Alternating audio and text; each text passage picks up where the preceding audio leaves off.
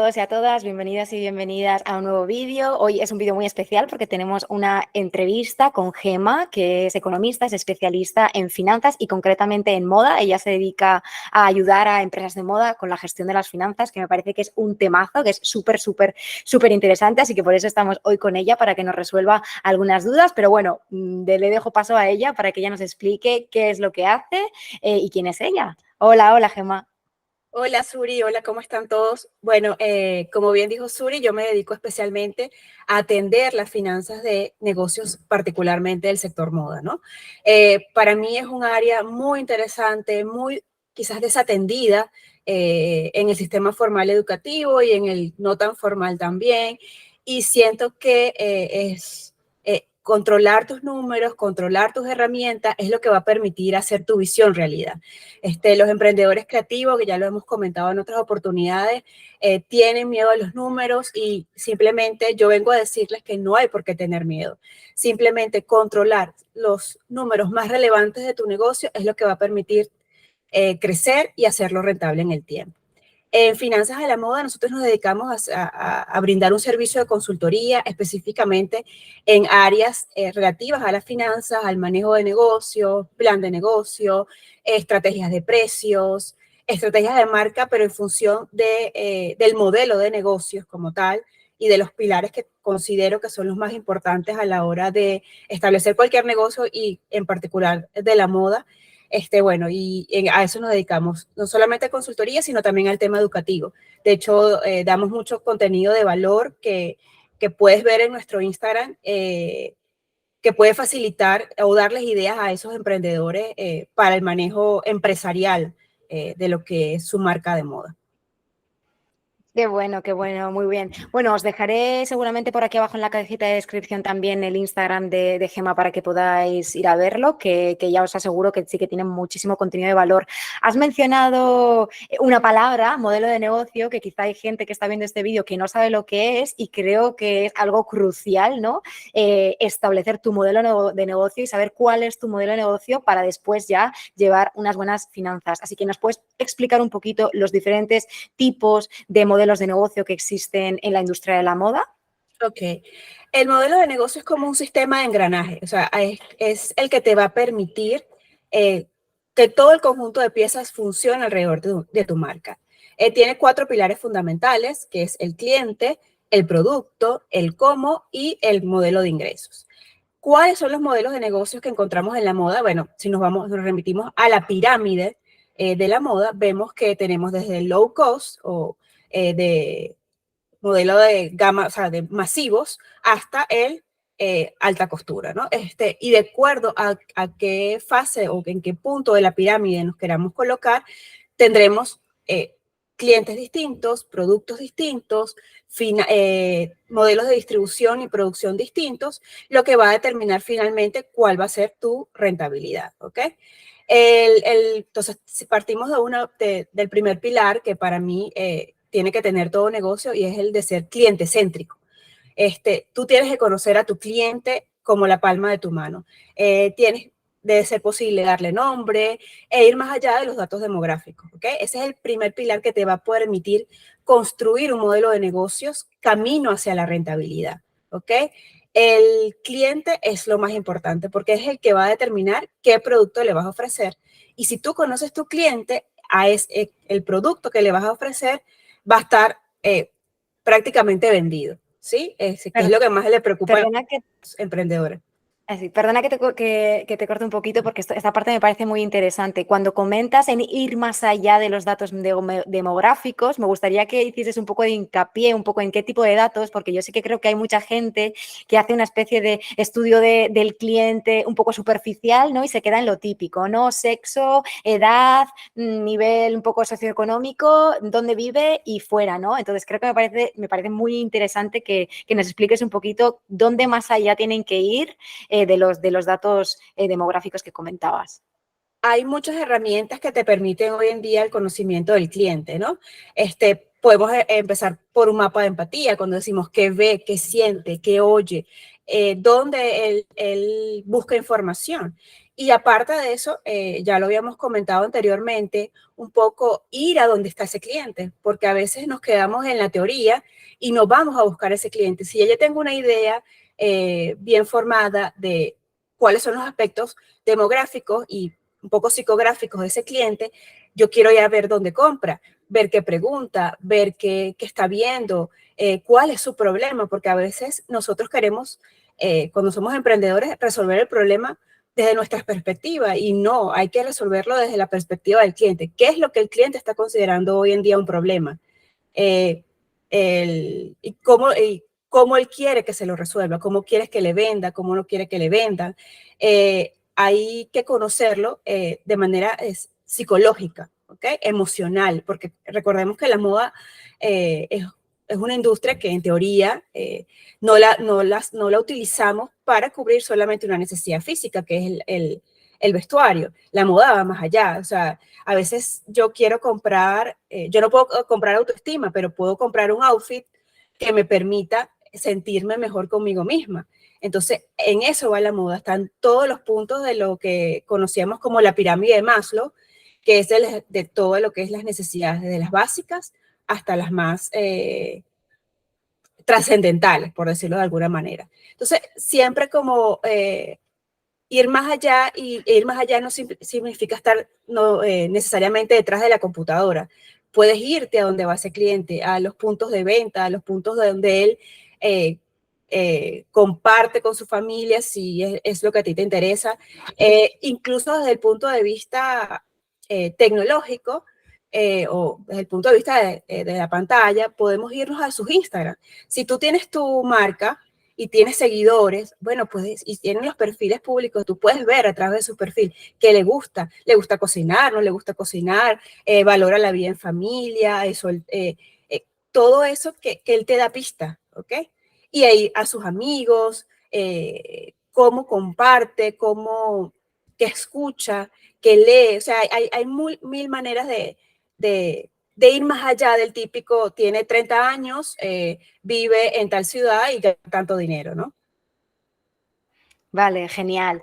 Y siguiendo un poco que te he cortado antes con los cuatro Los 4 pilares. pilares, eso es. Ajá, después viene el producto. Ya tú conoces a tu cliente, entonces ahora tienes que ver, bueno, ¿cuál es mi propuesta de valor? Mi propuesta de valor va a estar en función de mi ADN como marca, porque no se puede olvidar de que yo quiero tener una propuesta que tengo que combinar con lo que está queriendo el cliente.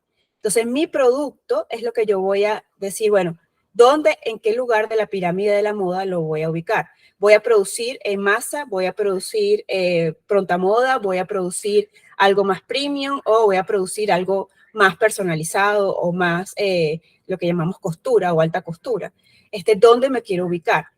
Entonces, allí es importante ver que el precio y la calidad y los factores como diseño van subiendo a medida que me voy escalando en esa pirámide de la moda, porque no es lo mismo la calidad que el cliente espera cuando estás produciendo low cost o la calidad que debería esperar un cliente cuando está en un punto más, compra un producto más arriba en la pirámide, ¿no? Entonces es importante que mi propuesta de valor sea coherente con el sitio de la pirámide en que yo me quiero ubicar.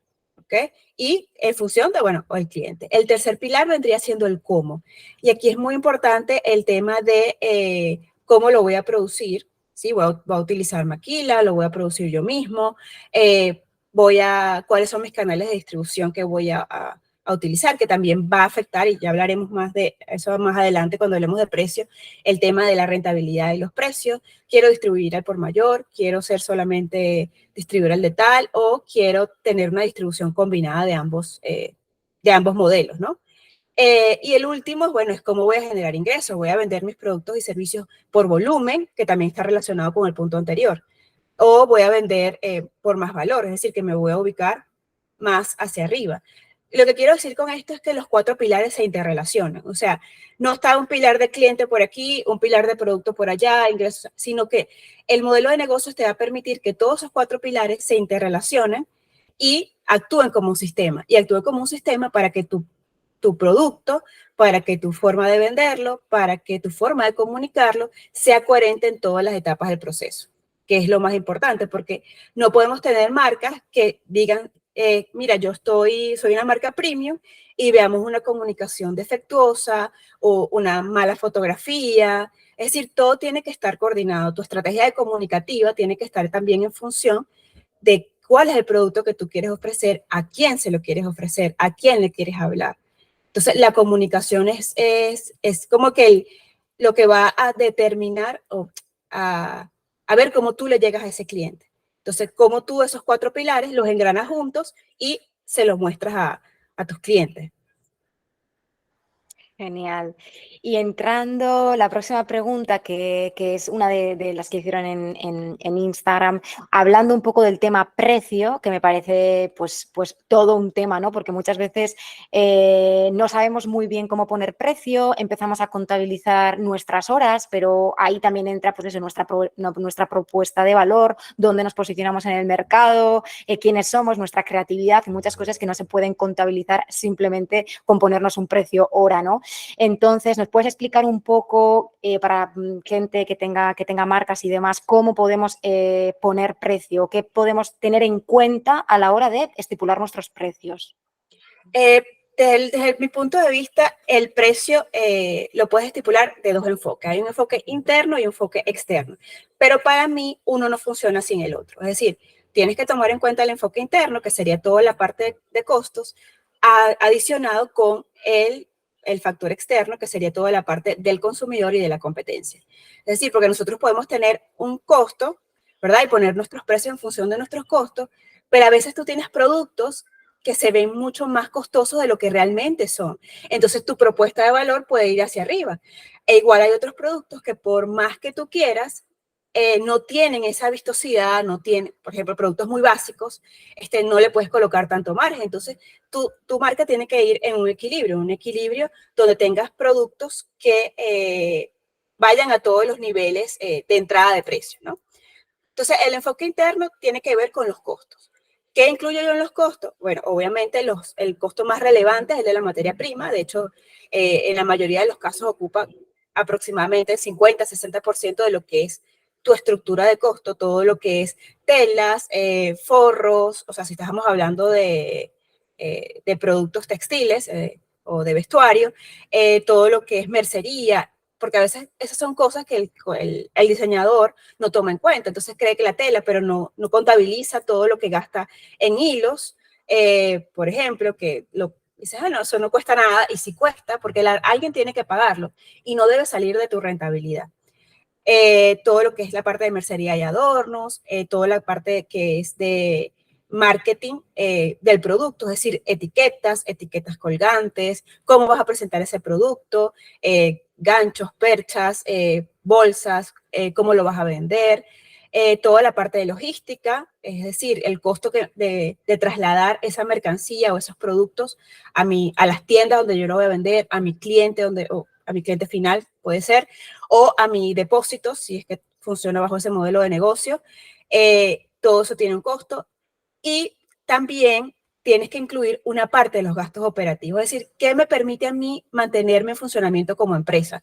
Mínimo de sueldos, seguros, o sea, publicidad y mercadeo. Alguna fracción de esos costos deberían estar incluidos en el precio de cada artículo. Hay muchas maneras de hacerlo.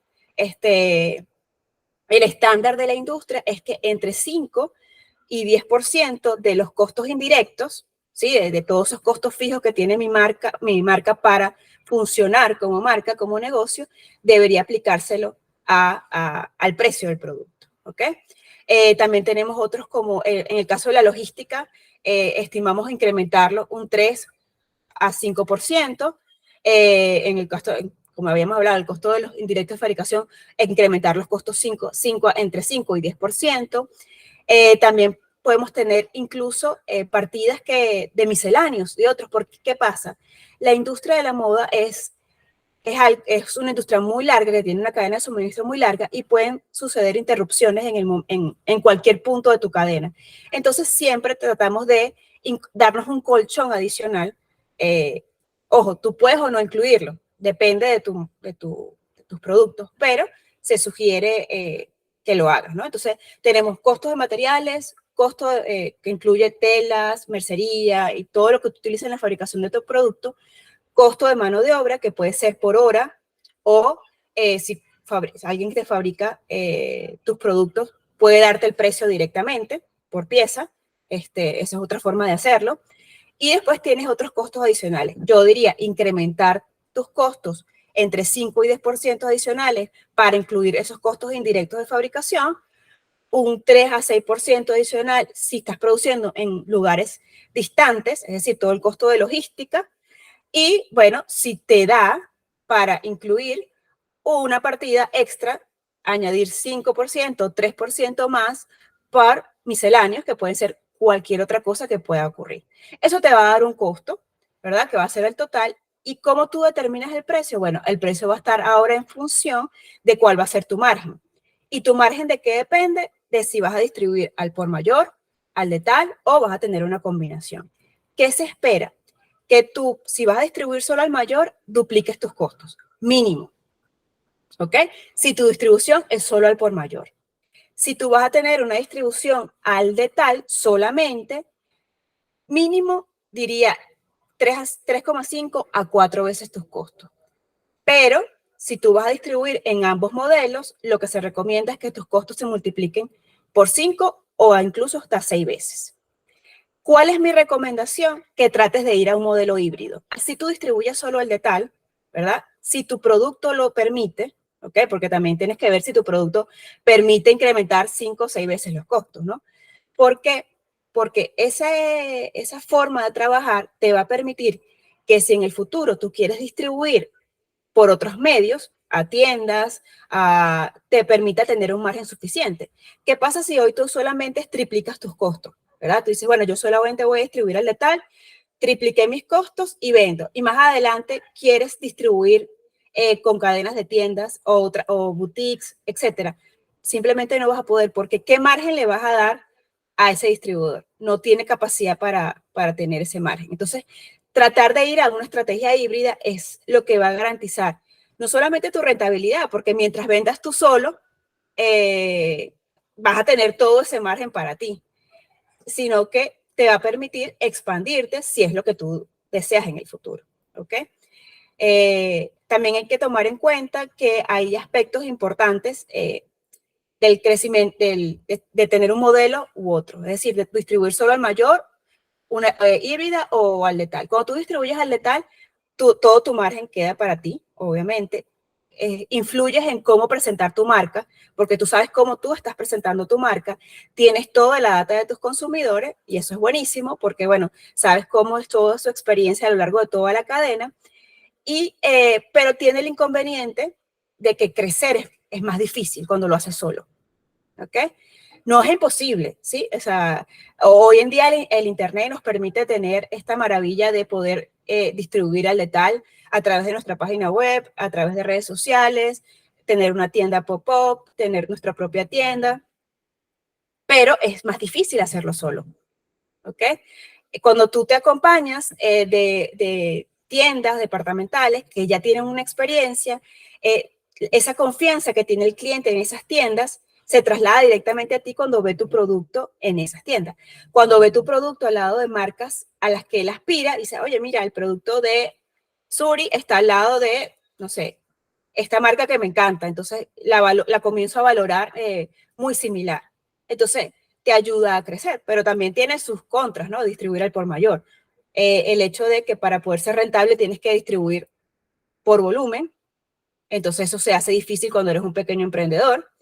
No tienes acceso a la data porque si bien por las estadísticas de compra tú puedes ir viendo qué es lo que te va pidiendo esa tienda, pero no tienes acceso a esa data bien definida y no intervienes en cómo esa tienda, esa cadena de tiendas presenta tu marca, porque la pueden presentar como ellos quieran. Si a lo mejor no es la manera en que tú lo harías. Entonces eso quería como que aclarar, para seguir hablando de los precios, que me fui por la tangente, pero quería como aclarar que, bueno, hay ventajas y desventajas de cada uno de estos modelos de distribución. Entonces, esa es una forma de hacer los precios. Costos por el margen en función de tu modelo de distribución, por mayor, de tal o combinación híbrida. La otra enfoque es el enfoque externo. El enfoque externo tiene que ver con lo que percibe tu cliente de que, cuál es el valor de tu marca, ¿ok? Y en función también de lo que hace la competencia. ¿Cuáles son mis competidores potenciales? Yo tengo que saberlo. Tengo que saber cómo es mi propuesta de valor en comparación con la propuesta de valor de esos competidores potenciales. ¿Dónde está la ganancia o el beneficio del cliente por comprarme a mí y no a mi competidor? ¿Ok? Eso es bien importante. Entonces, para mí una estrategia está completa cuando tienes la parte de los costos y tus márgenes, pero también tratas de ver cuál es la percepción del consumidor y qué está haciendo tu competencia. ¿Dónde está comprando tu cliente? ¿Cuándo está, cómo está comprándolo? ¿A qué precio está comprando tu cliente? ¿Cómo está valorando? ¿Dónde está atendiendo esa necesidad antes de comprar tu producto ese cliente? Porque en algún punto lo está haciendo. Si tú eres una nueva marca, tú tienes que pensar, si mi producto, la mayoría de las veces no es algo tan innovador que no hay en el mercado. Seguramente hay alguna forma de cubrir esa necesidad. Entonces tengo que ver cuál es la percepción de ese cliente en función de, bueno, dónde está atendiendo ese problema, para yo ver cuál es la valoración que haría ese cliente de mi marca como nueva. Genial, o sea, me parece que está como súper, súper, súper claro. Una duda que también han comentado por Instagram y parece como muy interesante es ¿cómo ponemos precio a nuestra creatividad, por ejemplo, cuando estamos haciendo algo a medida o nos hacen un encargo específico, ya sea de una sola unidad o una pequeña colección? Y bueno, teniendo en cuenta que nosotros somos pues pequeños creadores, ¿no? Que tampoco... Entonces, claro, al final a nosotros nos encargan algo y normalmente tendemos, pues lo que comentaba antes, ¿no? A contabilizar la hora, lo que tú antes decías, pues un poco los costes y no valoramos un poco pues toda esa parte de la creatividad y todos esos intangibles que en realidad hay que tener en cuenta. Entonces, ¿cómo abordamos un presupuesto cuando nos piden, pues nos hacen un pedido pues como personalizado, tenemos que presupuestarles pues algo y cómo abordamos un poco como esta parte creativa o esta parte de la marca, ¿no? Que no se puede tocar para poner precio? Sí, fíjate, cuando tú estableces precios, por ejemplo, una fábrica, cuando una fábrica te va a dar cuál es el costo de la mano de obra, ella se va a que, cuáles son todos mis costos fijos, cuáles son la cantidad de unidades que voy a producir y en función de eso veo cuál es la hora, cuánto vale mi hora y en función de eso también veo cuánto tiempo me lleva a producir esa prenda. Entonces, hay ideas de ahí que podemos tomar. Hay una cosa que se llama el salario emocional, que es el que nosotros debemos ponernos siempre. O sea, nuestro emprendimiento debe ser capaz de cubrir al menos un salario emocional. El salario emocional puede que en principio no sea tan alto como quisiéramos, porque al final, cuando estamos comenzando, tenemos muchos miedos, mucho síndrome del impostor por ahí, entonces, pero tiene que haber, ¿ok? Entonces, ¿qué tenemos que tomar en cuenta? Uno, ¿cuál es el mínimo? O sea, porque tú te tienes que sentir cómoda con el precio que estás dando. ¿Qué pasa con todas estas partes creativas? Que muchas veces pones un precio porque, bueno, es el más barato o más competitivo, pero tú sabes, o sea, cada persona sabe cuál es la experiencia que está aportando, cuál es el trabajo que está aportando y sobre todo en trabajos personalizados en el que el cliente está determinando todo, o sea, porque no es que tú estás ya hablando de algo genérico que simplemente incluso haces y ya, ¿no? O sea, estamos hablando de algo que puede ir desde lo más básico hasta lo más personalizado. Eh, Internamente todos sabemos cuánto nos cuesta en esfuerzo, cuánta experiencia estamos llevando al producto, que no lo tienen otras marcas. Entonces, cuando tú tienes clara tu propuesta de valor y en qué te diferencias tú, o sea, porque no es lo mismo que yo te haga un vestido de novia, o sí, de novia, prefabricado, a que tú y yo hagamos el diseño, que lo hagamos en la justa medida de tu cuerpo, que yo construya un patrón exactamente para ti, porque es completamente a medida. Entonces, eso es muy importante. Entonces, para aterrizarlo, yo también tomaría en cuenta, bueno, ¿qué hacen las fábricas cuando estiman sus precios? sea, porque también tengo que tomarlo en cuenta. Yo tengo una cantidad de gastos fijos para mantenerme. ¿Cuánto tiempo me cuesta hacer ese trabajo? Porque no es lo mismo que el trabajo me lleve 2 días a que me lleve una semana. Entonces, yo tengo que valorar no solamente mi experiencia, sino también el tiempo que me cuesta. Porque a veces decimos, no, el tiempo por hora, pero ¿cuánto tú estás segura cuánto tiempo te lleva exactamente elaborar esa prenda? O sea, tienes contabilizado, como lo hacen las grandes fábricas. Las fábricas saben exactamente, mira, el tiempo estándar de producción de una camisa, 10 minutos, 15 minutos. Eso incluye corte y costura, por poner un ejemplo. Yo tengo que tener también, aterrizando un poquito más, ese factor intangible, porque al final es intangible en mi experiencia. Bueno, ¿cuánto tiempo yo dedico a hacer ese diseño? ¿Cuánto tiempo me lleva terminar ese producto? Y de la experiencia que parto, porque no es lo mismo todos los costos fijos que tienes cuando tú sabes hacerlo todo, a cuando tienes que apoyarte en otras personas. Cuando tú tienes que apoyarte en otras personas en parte del proceso, tus costos se incrementan, ¿ok? Entonces, yo lo aterrizaría un poco así. Buscaría cuál es mi salario emocional mínimo que yo debo ganar, que yo lo sé, porque es que al final tú sabes cuando tú estás regalando tu trabajo.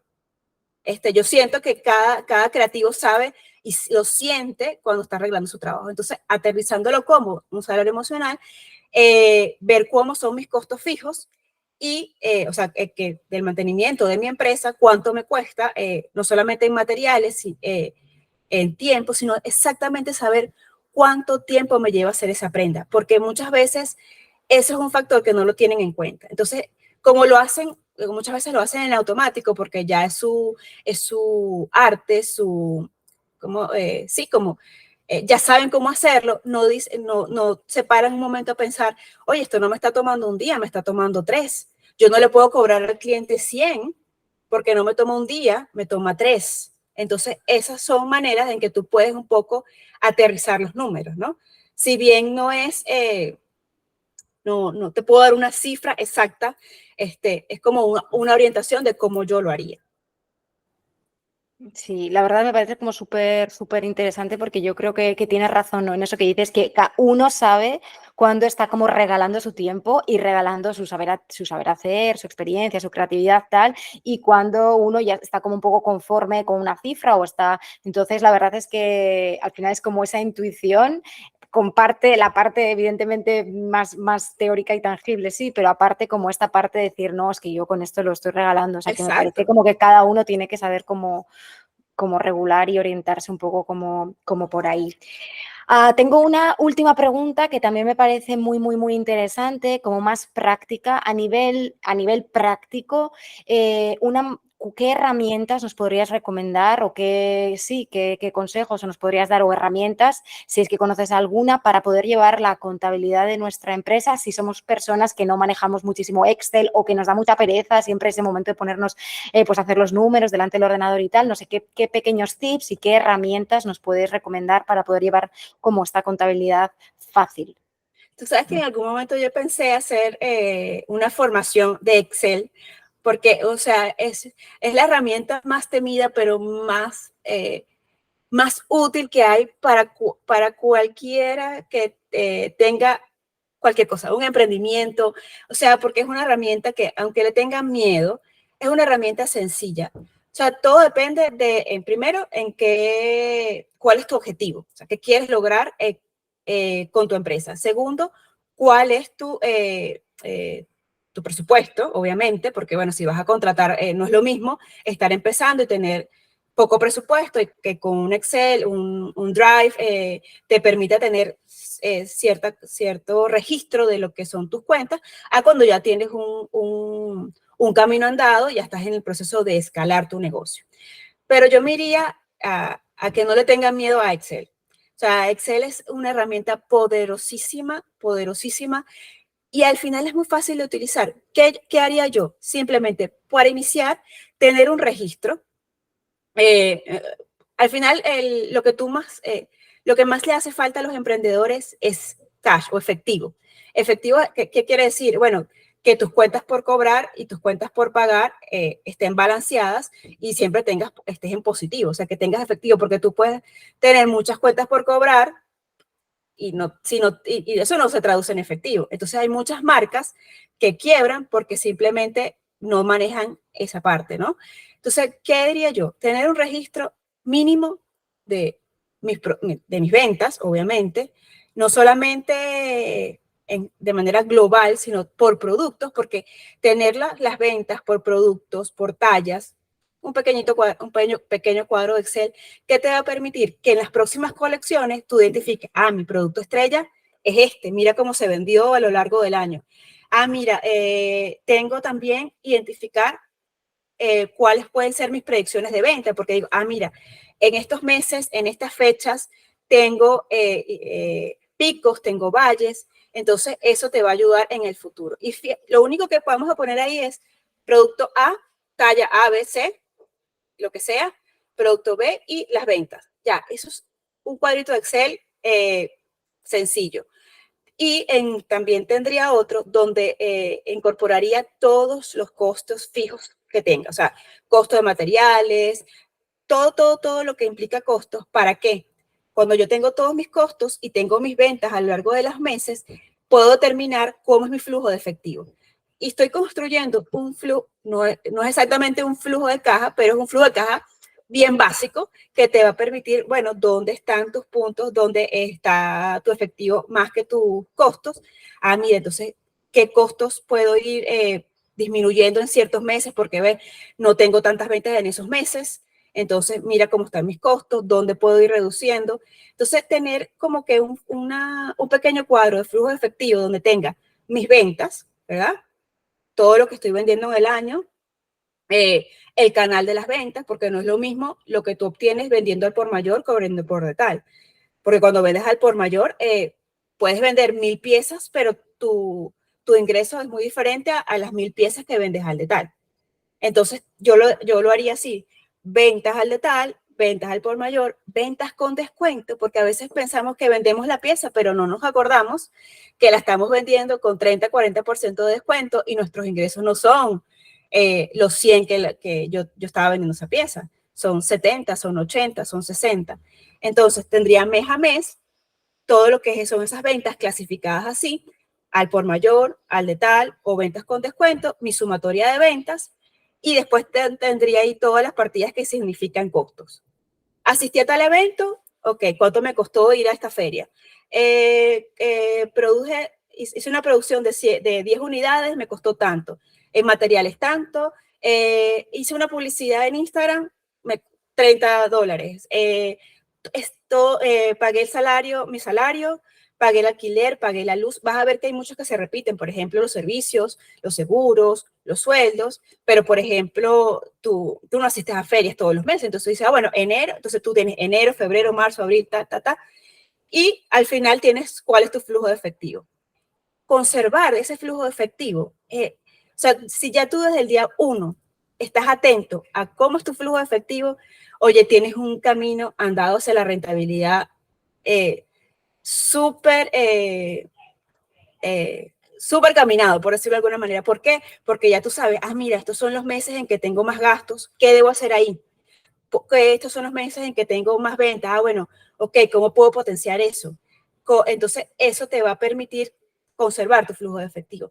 Y con esos dos cuadritos, si estás iniciando, tener claro cómo es las ventas de tu colección por talla, por modelo, para identificar productos estrellas, para identificar cómo puedes desarrollar tus colecciones futuras. Y aparte, un cuadrito con tu flujo de efectivo, yo siento que para iniciar es clave, y eso es lo que te va a permitir tener ya ese camino para ser más rentable en el futuro, ¿ok? Porque entonces ya estás identificando, y no hay que tenerle miedo a los números, porque eso que te estoy diciendo lo puede hacer no necesitas ni ser matemático, ni saber mucho de Excel, ni ser economista, nada, es algo súper sencillo. ¿Por qué? Porque hay un dicho en finanzas que dice cash is king, el efectivo es el rey. Si tú conservas el efectivo, vas a poder hacer las inversiones hacer reinversión, porque todo ese efectivo no es que te lo vas a gastar, es que puedes hacer reinversión para producción, puedes hacer reinversión para publicidad, para marketing, etcétera. ¿Ok? Y quizás lo que añadiría, que también puede ser un cálculo sencillo, es calcular tu punto de equilibrio. Es decir, ¿cuál es el punto de equilibrio de esa colección? ¿Cómo tú calculas el punto de equilibrio? Yo sé cuál es el precio de mi promedio de mis productos, cuánto es el costo promedio de mis productos, esa ganancia o ese margen, yo lo que voy a hacer es dividir todos mis costos fijos que yo tenga en el mes, en el año, o como yo saque mis colecciones, y eso me va a decir, bueno, vamos a poner un ejemplo más práctico para que se vea. Yo produzco, tengo el precio promedio de mis prendas es 100, ¿ok? El costo promedio es 30, ¿ok? Y es decir que el margen promedio es de $70. Yo tengo $70 para ganar utilidad y para pagar todo lo que son los gastos operativos de mi empresa. Entonces, $70 es mi margen. Vamos a suponer que yo presento colecciones trimestrales, ¿ok? Presento una colección cada 3 meses. Y mis costos fijos totales, llámese costos de producción, costos operativos, fijos, luz, todo lo que hace el funcionamiento de mi empresa, trimestralmente es 7,000, ¿ok? 7,000, ¿ok? ¿Cómo yo calculo mi punto de equilibrio de ese trimestre? En esa colección yo digo, divido esos 7,000 entre esos 70, ¿ok? Tan sencillo como eso. Y eso me da, ¿qué? 100. O sea, ¿qué puedo hacer yo ahí? Perdón, 70. ¿Sí? Eran 7,000, hicimos ¿qué? 7,000 entre 70. Ok, eso me va a dar el número de piezas que yo tengo que vender en mi colección. Ya. Entonces ya yo sé que mi trimestre no se puede terminar sin yo vender todas esas piezas, que es mi punto de equilibrio. No sé si se entendió. Sí, sí, sí, sí. O sea, a mí me parece un concepto súper interesante y súper importante también para tener como una guía, ¿no? O una orientación para saber si, o sea, pues eso, ¿no? Que uno mismo sepa, ostras, estoy muy lejos, tengo que apretar porque si no me voy a Exacto, cubrir. exactamente. O, ostras, esto pinta bien y parece que todo va bien, o sea, para poder tener esa orientación, ¿no? Exactamente, sí, mis costos fijos son 7,000 y mi ganancia es 70 por pieza en promedio, pues, porque eso es un promedio. Entonces yo sé que el trimestre no se puede acabar sin yo vender esas 100 piezas. O sea, no se puede acabar. O sea, yo tengo que hacer toda mi planificación y mis ventas para decir, bueno, en el trimestre, para yo poder quedar, ni ganar ni perder, es decir, quedar en el punto de equilibrio, tengo que vender 100 piezas. Si quiero crecer, entonces ya sé que tengo que vender mucho más de las 100 piezas, al menos 20, 30% más de esas 100 piezas, vender 120, 130, etcétera. Yo creo que con eso, saber cuáles son las piezas clave de tu colección, tu flujo efectivo y conocer tu punto de equilibrio, ya tienes todo el camino andado. Y bueno, ya si más adelante hay muchos software que se dedican en particular a la industria de la moda, ayudarte a manejar inventario, tienda física, tienda e-commerce. Bueno, ya eso sería una decisión más adelante, pero para iniciar con eso yo creo que es más que suficiente. Perfecto, qué bueno, pues me parece súper, súper, súper interesante. Por mi parte, pues las preguntas que nos habían planteado en Instagram ya están formuladas. Entonces, nada, muchísimas gracias. Te dejo a ti si quieres añadir algo y si quieres despedirte, pues adelante. Bueno, yo espero que esta charla o esta pequeña conversación haya sido de mucha utilidad para ustedes. Como siempre les repito, no le tengan miedo a los números, no hay por qué temerle, simplemente para tú poder llevar a la realidad lo que es tu visión, lo que tú quieres hacer con tus diseños, tienes que controlar tus números, porque si no lo haces, vas a poner todo tu esfuerzo en desarrollar una o dos colecciones y lamentablemente no vas a poder avanzar más de ahí. Y eso no es lo que queremos. Queremos que los pequeños emprendedores sean capaces de tener marcas, pero que no vivan estresados por sus marcas, sino que puedan vivir. O sea, que no trabajen o sea, para su emprendimiento, sino que ya tengan un emprendimiento, tengan una empresa y puedan vivir de sus creaciones, pero cómodamente, de manera rentable, que es lo que queremos, pues porque puedes tener muchas ventas, pero si no eres rentable y si no estás midiendo, ¿cómo saber si lo eres? Si eres rentable o no. Por eso es que hay que tener atención a los números. Bueno, y allí en nuestro Instagram vas a encontrar también mucho contenido de valor. Tenemos también recursos gratuitos que te pueden ayudar a formar a tener tu emprendimiento más consolidado en la parte financiera. Tenemos cosas como cliente ideal, preguntas que te puedes hacer para desarrollar tu cliente ideal, indicadores de gestión, tenemos ejemplos de Line Sheet, tenemos un conjunto de recursos gratuitos que te pueden ayudar a gestionar mejor tu empresa de moda. Pues nada, muchísimas gracias por todo. Recomiendo que vayáis ahí a su Instagram, vais a aprender un montón, igual que con este vídeo. Y nada, muchísimas gracias por estar aquí y a los demás, pues nos vemos en el próximo vídeo. Bye. Chao, chao.